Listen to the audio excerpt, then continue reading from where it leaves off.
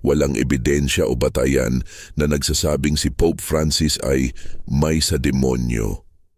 Ang ganitong pahayag ay isang mabigat at mapanirang paratang at kadalasang nanggagaling ito sa maling impormasyon, maling pag-unawa o pagkakaiba sa paniniwala sa relihiyon o politika.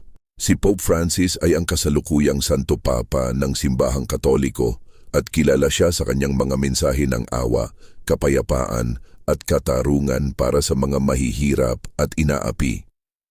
May mga tao o grupo na hindi sumasang-ayon sa kanyang mga pananaw o estilo ng pamumuno at minsan ginagamit nila ang mga salitang tulad ng may sa demonyo bilang insulto o para ipakita ang kanilang pagtutol. Narito ang ilang posibleng dahilan kung bakit may nagsasabi ng ganoon.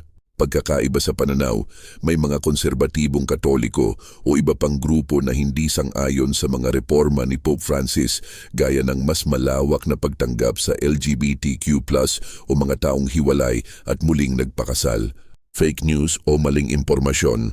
Sa social media, mabilis kumalat ang mga haka-haka, conspiracy theory at mapanirang balita.